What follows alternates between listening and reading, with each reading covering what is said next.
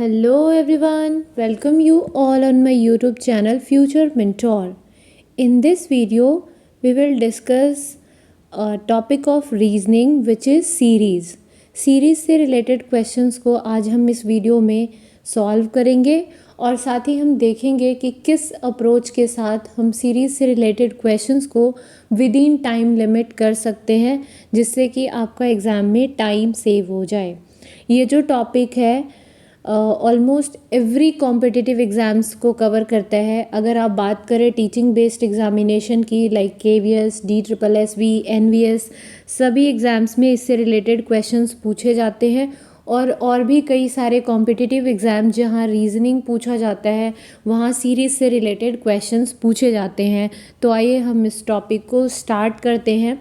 So first of all, series के questions को solve करने से पहले मैं आपको एक एडवाइस देना चाहूँगी, एक सजेशन देना चाहूँगी कि आप सबसे पहले 1 से लेकर 30 तक का स्क्वायर जो है उसे लर्न कर ले और साथ ही 1 से लेकर एटलीस्ट 15 तक का क्यूब भी लर्न कर ले सो डैट कि आपको क्वेश्चन को सॉल्व करने में काफ़ी हेल्प मिलेगी। सो हम स्टार्ट करते हैं क्वेश्चन को। Question number 1 which is 1, 8, 27, 64 and next term आपसे पूछा गया है कि नेक्स्ट टर्म क्या होगा। तो सीरीज़ के जो क्वेश्चंस पूछे जाते हैं हर एक टर्म में कुछ ना कुछ रिलेशन होता है आपस में। तो यहाँ आप देखोगे कि जैसे फर्स्ट टर्म है ये क्या है, ये 1 का क्यूब है। सेकंड टर्म 8 जो है ये 2 का क्यूब है, ये 3 का क्यूब है, ये 4 का क्यूब है। तो नेक्स्ट टर्म क्या आएगा, आपने देखा 1 का क्यूब, 2 का क्यूब, 3 का क्यूब, 4 का क्यूब। तो नेक्स्ट टर्म क्या आएगा, 5 का क्यूब एंड द 5 का क्यूब होता क्या है, that is 125। So the correct option is option number 8 which is 125। Now coming to the next question which is 7, 10, 8, 11, 9, 12। अब आप देख सकते हो ना तो ये किसी का स्क्वायर है ना ही किसी का क्यूब है। तो अब हम क्या देखेंगे कि आखिर इन जो टर्म्स दिए गए हैं उनके बीच में क्या रिलेशन है। जैसे कि आप देख पा रहे हो यहाँ पे क्या हो रहा है, +3 ऐड हो रहा है, यहाँ -2 हो रहा है, यहाँ +3 हो रहा है। 8 में जब आप 3 को ऐड करते हैं तो आपको 11 मिलता है। अगेन यहाँ क्या हो रहा है, -2 हो रहा है, फिर यहाँ +3 हो रहा है। तो यहाँ एक सीक्वेंस फॉलो हो रहा है। कैसे, +3 -2 एंड नेक्स्ट इज व्हाट, +3। तो इसके बाद वाला टर्म क्या आएगा, -2 मीन्स 12 में से क्या करना है, 2 को minus and which is equals to what, 10। तो इसका सही आंसर क्या होगा, option number A 10 is the correct answer. Now coming to the question number 3 which is 2, 3, 5, 8, 13। Again आप देख सकते हो कि ये जो नंबर्स है ये ना तो किसी के स्क्वायर है ना ही क्यूब है और ना ही ऐसा है कि ये इवन नंबर का सीरीज चल रहा हो या ऑड नंबर का सीरीज चल रहा हो। तो हम यहाँ करेंगे क्या कि आप जो टर्म्स है उनके बीच में क्या रिलेशन है हम उसे सबसे पहले फाइंड आउट करते हैं। तो यहाँ आप देख पा रहे हो कि 2 में जब हम 1 को ऐड करेंगे तो 3 आता है, 3 में जब हम 2 को ऐड करेंगे तो 5 आता है, 5 में जब हम 3 को ऐड करते हैं तो 8 आता है और 8 में जब हम 5 को ऐड करते हैं तो 13 आता है। तो नेक्स्ट हम क्या ऐड करेंगे ये हमारे सामने आता है। तो हम यहाँ देखेंगे कि ये जो 2 है इन दोनों को जब आपने ऐड करा तो आपके पास नेक्स्ट टर्म आ जा रहा है कि हमें 3 को ऐड करना है। उसी तरीके से जब हम 2 और 3 को ऐड करेंगे तो 5 आ जा रहा है, मीन्स नेक्स्ट टर्म क्या ऐड होगा, 5। तो अब नेक्स्ट टर्म क्या आएगा, क्या हम ऐड करेंगे, 3 + 5 को जब ऐड करोगे क्या आ रहा है, 8। मीन्स जो भी आपका लास्ट टर्म है उसमें क्या ऐड करना है, 8 को। 13 + 8 is what, 21। So the correct answer would be option number D which is 21। Now coming to the next question. ये जो क्वेश्चन है इसमें बाय मिस्टेक एक ऑप्शन गलत लिखा गया है। यहाँ जो आएगा डैट इज़ 32 नहीं है, 30 है। ठीक है, अब हम देखते हैं 2, 6, 12, 20 एंड नेक्स्ट टर्म आपसे पूछा गया कि क्या होगा। अगेन आप देख पा रहे हो कि ये क्या है, ये जो आपका सीरीज़ है ये इसमें ना तो कोई भी टर्म किसी का स्क्वायर है ना क्यूब है। अगेन आपको फाइंड करना है इनके बीच में रिलेशन।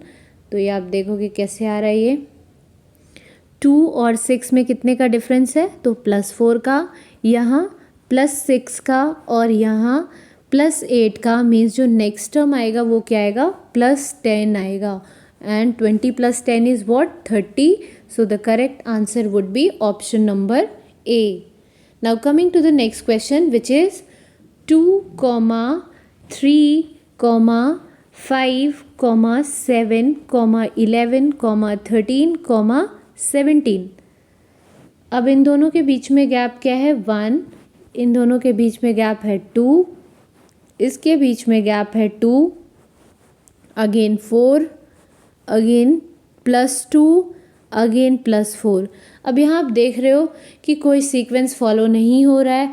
तो अब आप क्या कर सकते हो, आपको देखना है कि ये जो नंबर्स है वो क्या है, ऑड है, इवन है, प्राइम है, कॉम्पोजिट है, कैसे नंबर है। तो आप अगर देख पा रहे होगे कि 2 जो है एक प्राइम नंबर है, नेक्स्ट प्राइम नंबर इज़ 3, 5, 7, 11, 13, 17 सारे ही क्या है प्राइम नंबर है। तो बेसिकली ये जो सीरीज़ आपको गिवन है ये क्या है प्राइम नंबर की सीरीज़ है।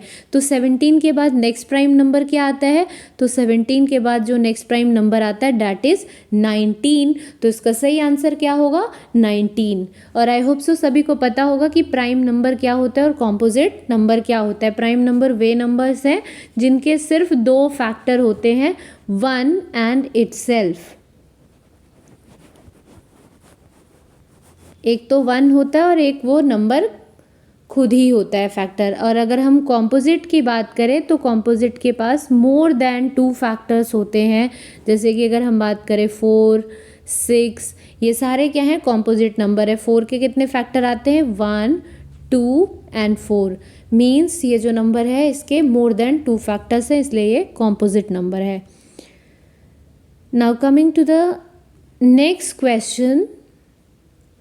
अब यहाँ जो आपको सीरीज़ पूछा गया है इसमें क्या है कि आपके पास अल्फ़ाबेट्स भी है और नंबर्स भी हैं, डिजिट्स भी हैं। ठीक है, तो ऐसे सीरीज़ को करने के लिए आपको करना क्या है, जब अल्फ़ाबेट से रिलेटेड आपको क्वेश्चंस पूछे जाए, चाहे वो कोडिंग डिकोडिंग का क्वेश्चन हो या फिर सीरीज़ का क्वेश्चन हो, आपको ना जितने भी अल्फ़ाबेट हैं उनके पोजीशन याद कर लेने हैं। या तो आप याद कर लो या फिर जहाँ भी आप सॉल्व कर रहे हो वहाँ पे पहले नोट डाउन करके रख लो। और आपको पता भी होगा कि हम किस तरीके से लिखते हैं।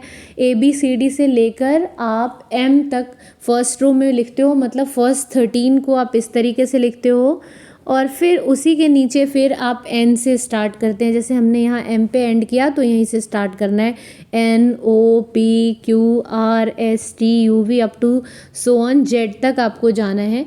सो डैट कि हम इस तरीके से इसलिए इसको लिखते हैं, एक लाइन में भी आप लिख सकते हो, लेकिन हम इस तरीके से फॉलो इसलिए करते हैं क्योंकि जब कभी रिवर्स सीरीज़ के क्वेश्चंस पूछे जाते हैं तो आपको करने में काफ़ी मतलब हेल्प मिलेगा और आप कह सकते हो आपके लिए काफ़ी इजी होगा। इसलिए जनरली हमें इसी तरीके से लिखना होता है कि फर्स्टली आप क्या करेंगे कि आप A से M तक एक लाइन में लिखोगे, मतलब फर्स्ट 13 अल्फ़ाबेट्स है उसको पहले लिखोगे और फिर 13 अल्फ़ाबेट के जस्ट नीचे से आप 14 को फ्रॉम राइट टू लेफ़्ट की तरफ मूव करोगे।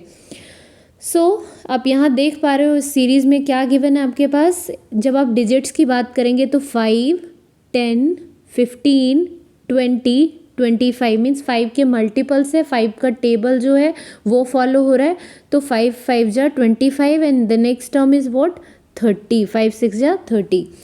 ठीक है, और यहाँ ऑप्शन में आप देख पा रहे हो 2 जगह है 30, मीन्स ये दोनों ऑप्शन तो कट गए, पहले ही कैंसिल आउट हो गया। नेक्स्ट अब जो अल्फ़ाबेट आएगा वो क्या आएगा, तो आप यहाँ देखोगे कि क्या आ रहा है C, उसके बाद क्या आ रहा है E।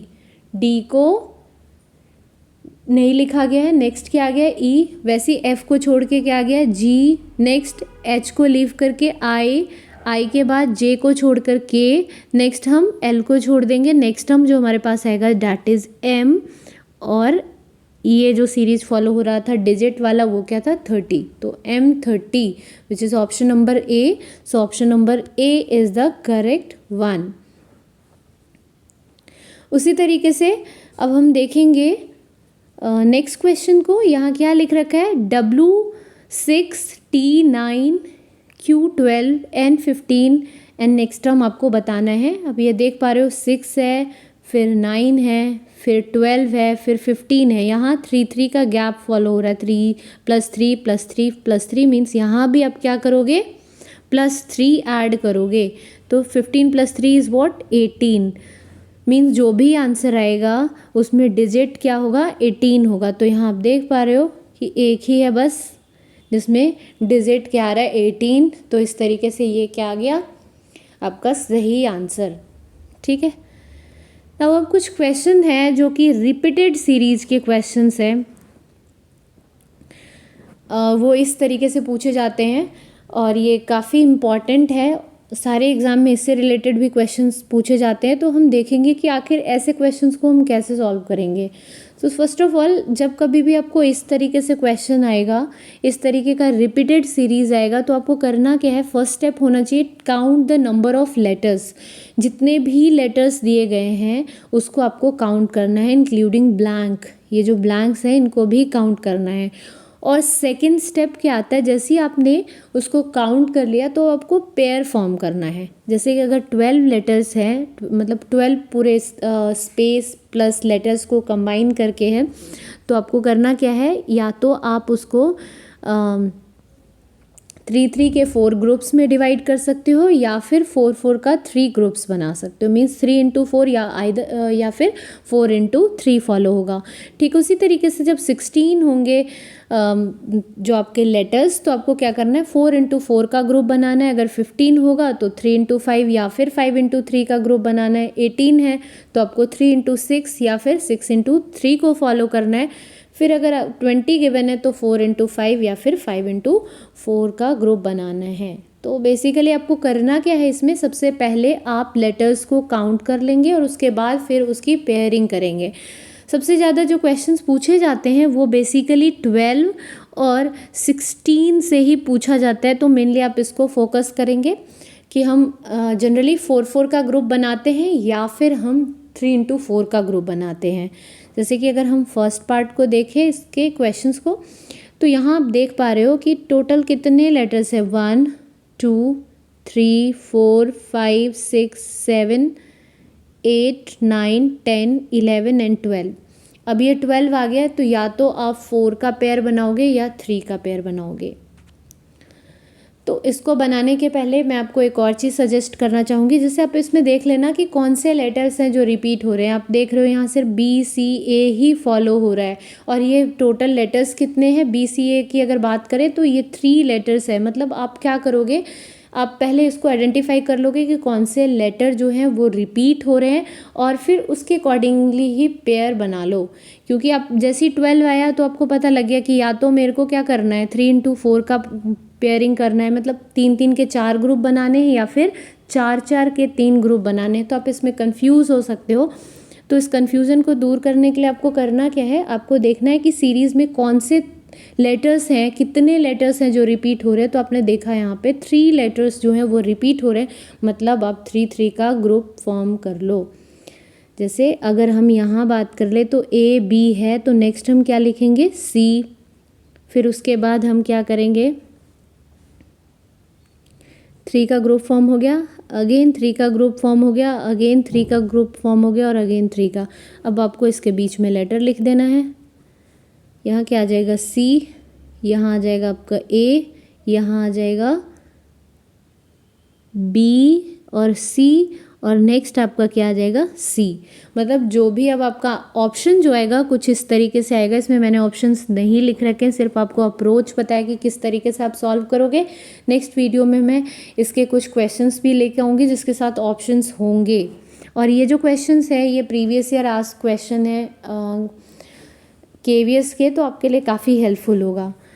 तो यहाँ जो भी आपका ऑप्शन आएगा उसमें लिखा होगा CABCC, और ये वाला ऑप्शन जो होगा आपका करेक्ट होगा। जो ऑप्शन लिखा होता है वो सिर्फ ब्लैंक्स में आप क्या क्या फिल कर रहे हो वो लिखा होता है। तो यहाँ आपने ब्लैंक में क्या फिल करा, C को, फिर उसके बाद A को, फिर B को, फिर C को, फिर C को। तो ये आपका ऑप्शन बन जाएगा। नेक्स्ट आप देखेंगे अब इसमें कितने लेटर्स हैं, तो 1 2 3 4 5 6 7 8 9 10 11 12 13 14 15 एंड 16 लेटर्स है, मतलब जो आपको पेयर फॉर्म करना है वो कितने कितने का करना है, 4 4 का।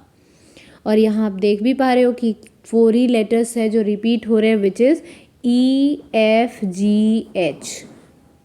ठीक है, तो अब हम 4 का पेयर फॉर्म कर लेते हैं। यहाँ आ जाएगा, यहाँ आ जाएगा स्लैश, और फिर यहाँ आ जाएगा, और ये बन गया 4 4 का पेयर। अब यहाँ देख रहे हो फर्स्ट वाले में क्या है, HEG गिवन है, मीन्स F जो है वो मिसिंग है। फिर नेक्स्ट वाले में क्या आ जाएगा, FEG गिवन है, मीन्स क्या मिसिंग है,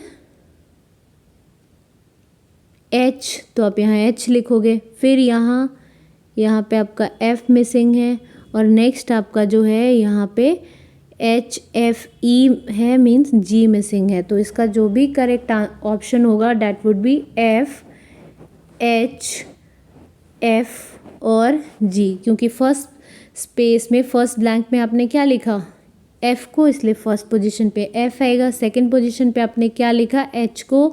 थर्ड पे क्या लिखा है, F को। एंड फोर्थ पे क्या लिखा, G को। इसलिए ये जो है आपका करेक्ट ऑप्शन हो जाएगा या फिर आंसर हो जाएगा। नेक्स्ट आप देखोगे कि इसमें जो रिपीट हो रहा है वो आपका अगेन ये LMNO रिपीट हो रहा है, LMNO। और साथ में पहले काउंट कर लेंगे कि कितने लेटर्स है, तो ये भी अगेन 16 लेटर्स है, मीन्स आपको 4 4 की पेयरिंग करनी है ऐसे। ठीक है, फर्स्ट ब्लैंक में क्या है, LMO है, मीन्स N आएगा। इसमें क्या है आपके पास, N और M दिया गया है, तो आप कैसे फॉर्म करोगे, पहले क्या आता है, पहले आपका L आता है, ठीक है ना। लेकिन यहाँ जो है आपका क्या आएगा, अगर आपने यहाँ L रख दिया तो ये नेक्स्ट में इधर पे क्या आ रहा है, LNO। फिर यहाँ देखोगे आप क्या आ जाएगा, L गिवन है, N गिवन है, और फिर आप क्या रख सकते हो यहाँ पे, M को और O को, और फिर यहाँ पे L को। अब आप देखेंगे जो आपका ये वाला टर्म है और ये वाला टर्म है, इन दोनों के बीच में रिलेशन बनेगा, और फर्स्ट और थर्ड के बीच में रिलेशन बनेगा। जब ऐसे क्वेश्चंस आते हैं जिसमें मतलब थोड़े से जो लेटर्स है वो आगे पीछे हो जाते हैं, उनमें जनरली क्या होता है कि फर्स्ट और थर्ड के बीच में रिलेशन होता है, और सेकंड और फोर्थ के बीच में रिलेशन होता है। वैसे तो आपसे जब इसमें पूछा जाएगा कि करेक्ट ऑप्शन क्या होगा, तो उसका सही आंसर होगा, पहले आपने क्या लिखा है, N, फिर L, फिर O, फिर आपने लिखा है M, फिर लिखा है O, फिर लिखा है L। तो ये जो होगा करेक्ट ऑप्शन होगा। नाउ नेक्स्ट क्वेश्चन, अब यहाँ आप देख पा रहे हो क्या रिपीट हो रहा है, तो यहाँ जो रिपीटिशन हो रही है वो EFG की हो रही है, ठीक है। और यहाँ लेटर्स कितने हैं, तो 1 2 3 4 5 6 7 8 9 10 11 एंड 12 का है, मीन्स आपको क्या करना है, या तो 3 का पेयर बनाना है या फिर 4 का पेयर बनाना है। तो मैंने आपको फर्स्ट ऑप्शन में ही बताया था, फर्स्ट क्वेश्चन में आपको बताया था कि जब भी 3 लेटर्स की रिपीटिशन हो रही हो तो आपने करना क्या है, 3 3 का पेयर फॉर्म कर लेना है। मीन्स ये कुछ इस तरीके से आपका पेयर फॉर्म हो जाएगा। अब यहाँ पे E और G गिवन है, मीन्स यहाँ क्या आ जाएगा, F, यहाँ क्या आ जाएगा, G, यहाँ फिर आपका क्या आएगा, E, और यहाँ आएगा अगेन G। और आप यहाँ देख पा रहे हो कि सेकंड एंड फोर्थ में रिलेशन है, जैसा मैंने आपको भी बताया कि सेकंड और फोर्थ में होता है, एंड फर्स्ट और थर्ड में होता है। तो आप यहाँ देख पा रहे हो फर्स्ट और थर्ड में है, ठीक है। तो ये थे कुछ क्वेश्चंस सीरीज़ से रिलेटेड। आई होप सो आप सभी को ये वीडियो पसंद आया होगा। अगर वीडियो पसंद आया तो प्लीज़ वीडियो को लाइक करें एंड चैनल को सब्सक्राइब करें, और ज़्यादा से ज़्यादा लोगों के साथ इस वीडियो को शेयर करें ताकि मैक्सिमम लोगों को इस वीडियो के थ्रू बेनिफिट मिल पाए। Thanks for watching this video. Thank you all.